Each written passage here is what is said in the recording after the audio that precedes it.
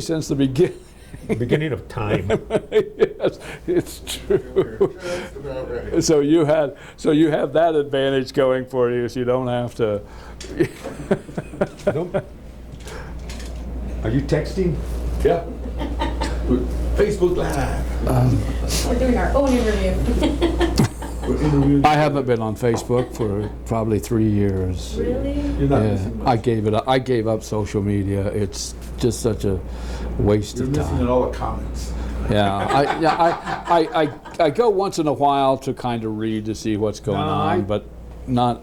I don't. I haven't posted anything. I don't post. I have a anything. Facebook I don't use. Right. Everything that comes out of But here, they'll use it for they'll you. use it, and they cover me. And then politically, it's, you know, Oh, wait a minute. Right. I'm just gonna clap. But Now we're gonna clap this and then we're ready. for our marker. There we go. Yeah. okay, we're ready. First of all, why are we doing this? What's the purpose of this interview, Raul?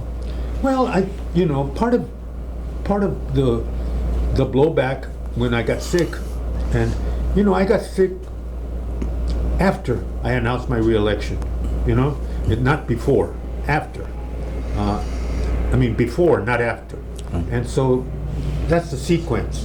I didn't know I was going to get sick, and so this wasn't about preserving a legacy, preserving my position. It was about a sequence of running, and hopefully we have the majority as Democrats, and I can be chairman of the Natural Resources Committee again. And so that was it. And in terms of how long, I think with all honesty, this is probably my last rodeo, okay? Mm-hmm. And so that's the sequence. And why I'm running again is because there are things that need to be finished. There are people that are going to follow me that are probably going to jockey for the chair that don't carry the same value on some issues that we have introduced and have been carrying out for at least 6 years. And what are those issues that you think that need to be decided?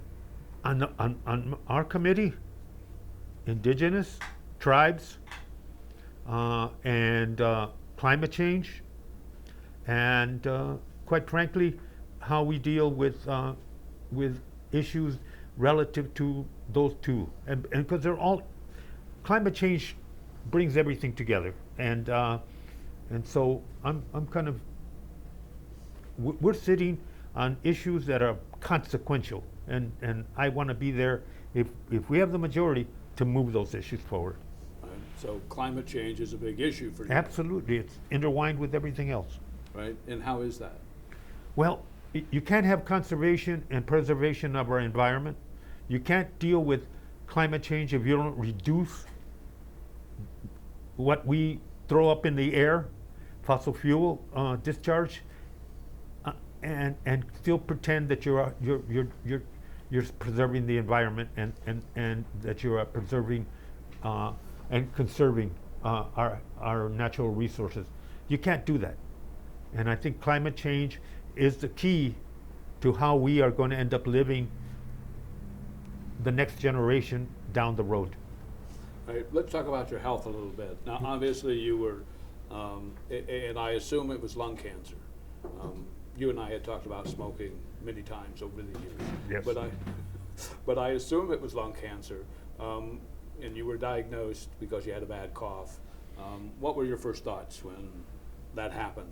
Did you think it was terminal? Did you think that this was it? I thought, like I said, we'd already filed. So the consequence of that, it was to, what are we going to do? And then, the other candidates that were preparing for that were quite frankly not good. Whether it was a state senator or state representative, not good. Or whether it was the guy that's running now for the Republican Party that is, challenged in terms of knowing what the issues are in this race. I said, no, we can't leave it to chance. And that's why we stuck with it. And I'm glad we did, because we survived, and we got stronger and stronger. And, we're not far away from being at that percentage that we think would make us effective, and that would be 90 to 100%. We're very close to, we're at the 90, and it's physical therapy now on one leg, right leg, that would make us a lot stronger. Did you ever think you would get to this point? I mean, because when I came in here and I saw you, you looked a whole hell of a lot better than I had imagined that you might look after what you've gone through. No, there was periods in which you doubted how this was going to go, but thank God, and thank my friends and my family and their help, we got through it, and then we got stronger. And you know, I'm a stubborn human being, and this was something I was going to beat, period. And you know, when you talk about cancer and you talk about diabetes and you talk about these life-threatening diseases that we have out here, you have to remember there's 42,000 people every year in Arizona that have evasive cancer. You have 100,000 people that have kidney problems. You have 80,000 that have. So these are. It's not like they're strangers. They're part of our families, and I thought that was an important message to send out. Just because I am sick, and have been sick, and now in the recovery stage, very doing very well. Why should I step out of public life and condemn people that have illnesses and are challenged by diseases to also step out of life? No. So if I'm doing anything else, I'm telling people, no, you have a lot to contribute, and you should.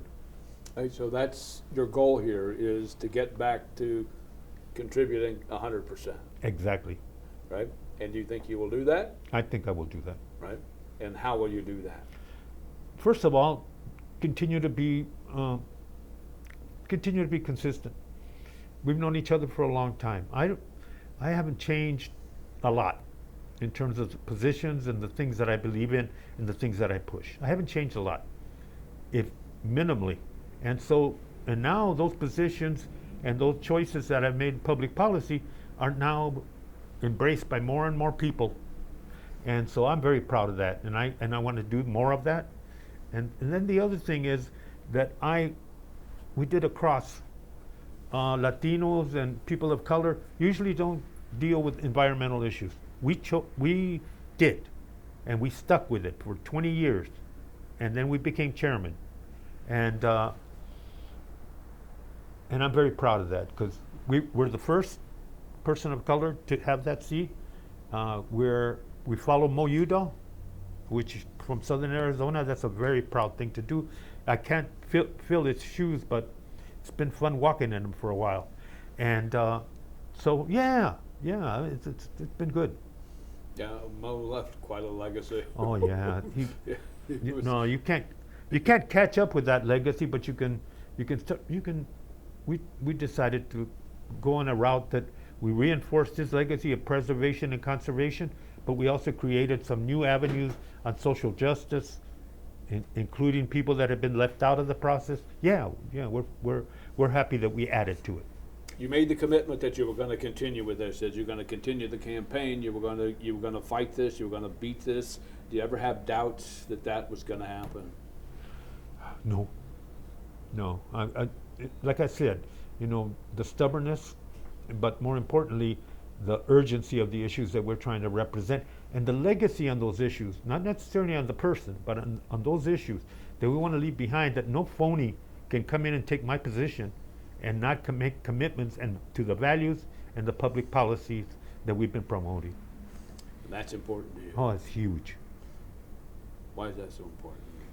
Is that your legacy? And you No, don't the want, legacy you don't want is- to see that legacy tarnished? And the legacy is that you made some progress, that you made some pragmatic movement forward, and I don't want to lose those gains, because we have now representatives that don't care about that. Are you able enough, well enough, that you can jump on an airplane and fly to Washington? Yeah, And do your and do my thing. Yeah. Yes. you missed 350 votes. Yeah, but they're inconsequential. The Republicans are in charge, and it's the worst performing Congress in decades, if not 100 years. And so I didn't miss anything, and the American people didn't miss anything.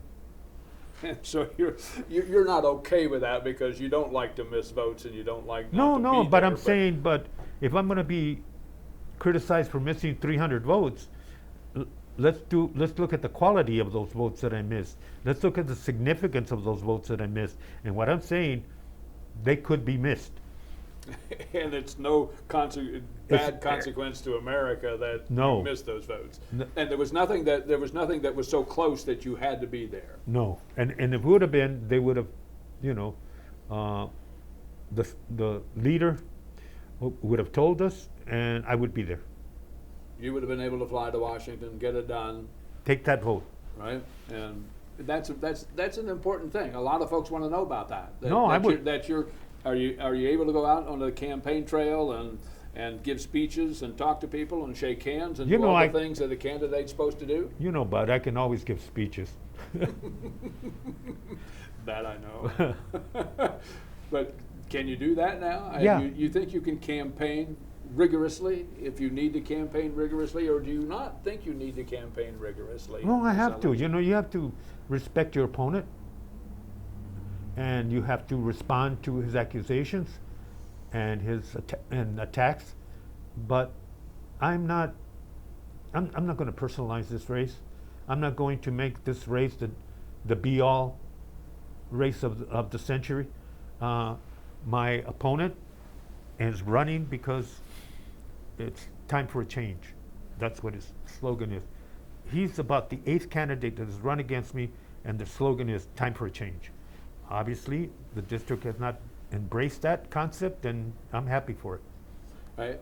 You were the second sitting Democratic Oh, yeah. congressman to call for President Biden to step down because he couldn't campaign the way that he should be able to campaign.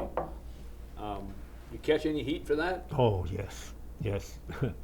From Democrats, from fellow politicians here in Southern Arizona, Democrats, and your family?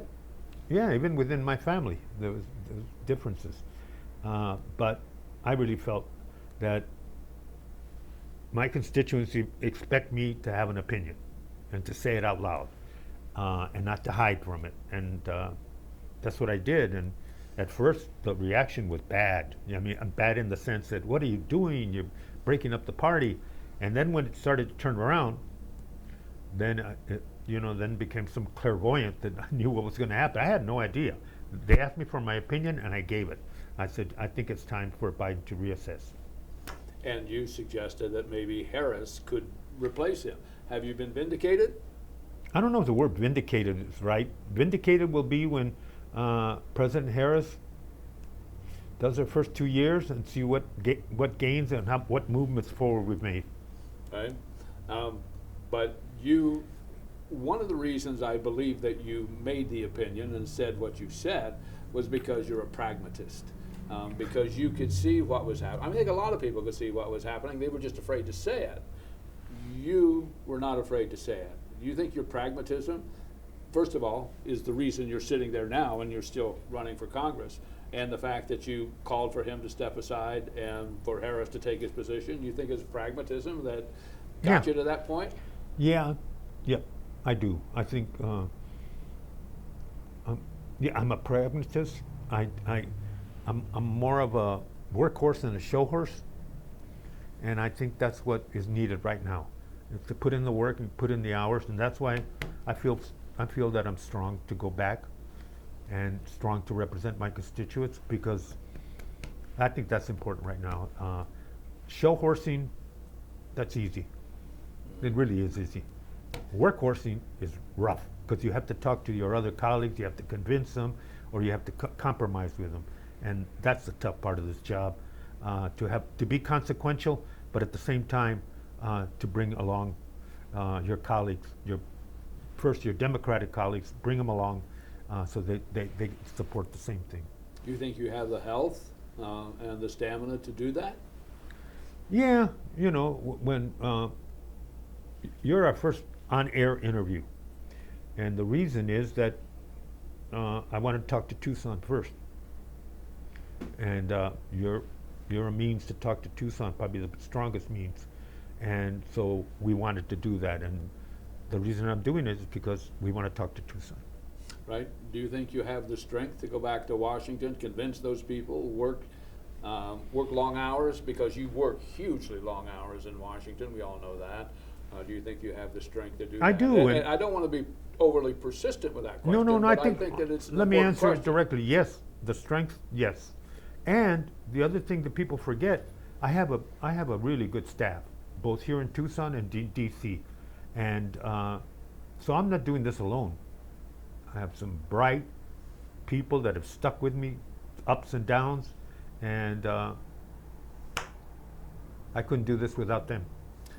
One of the questions I want to ask too, because you and I've known each other for a long time, and you are now in a position where you've been through a very traumatic experience. You're coming out that other side of that, and you're coming out of it very well. I can tell by our conversation here. Do you think that you're more able to accomplish what you want to accomplish now that you've been through this experience? You're coming out of it Yeah. very strong, and that you're even stronger than you were before you went in. You had some health issues. You had some days where you were struggling to breathe and things of that sort. Do you think you're stronger now than you were Yeah. maybe 8 or 9 months ago? Absolutely, and I think I'm stronger now and getting stronger because one of the things you learn through this process is to be empathetic, to realize that other people are going through what you're going, and to be empathetic, and to realize that what you're going through is not unique, and what you're going through is survivable, and what you're going through is a message to your constituents that you want to be there for the right purpose, not the wrong purpose. I don't want to stay there just to hold on to a position. I want to stay there because I was doing my job, and at least I want to set the table for the next person. And that next person, you said this is going to be your last go-round, I believe so. right? Why is that? Why? You and I have talked about retiring so many times over the last 20 years or so. I think you're going to beat me to it, aren't you? I think I am. Yeah. Why? You think you've accomplished what you need to No, accomplish? you never do. It's always an unfinished product. And when I leave, it'll be unfinished. But when I leave, I think my goal is to leave some standards and to leave some advocacy and to leave a lot of people energized to turn this thing around. And if we turn this thing around, it's not only, it'll be the Democrats that do it, and I think that's a big plus for us. Right. Yeah, it certainly is. You said you're going to go back to your office in Washington. You're going to make some changes in when's that going to happen, and what kind of changes you're going to make to your office? First of all, if we're in the majority, I acquire my staff back because I got cut 2/3. So I would get those 2/3 back, and that would make us more effective. The other thing is in my district office, both in DC and here, I've got good staff here. They know the district and they know the constituents. And it's two different things. DC is policy, primarily. Tucson is face-to-face with your constituents. And we do a very good job at that, and people know that. Constituency services. That's what you do. Yep.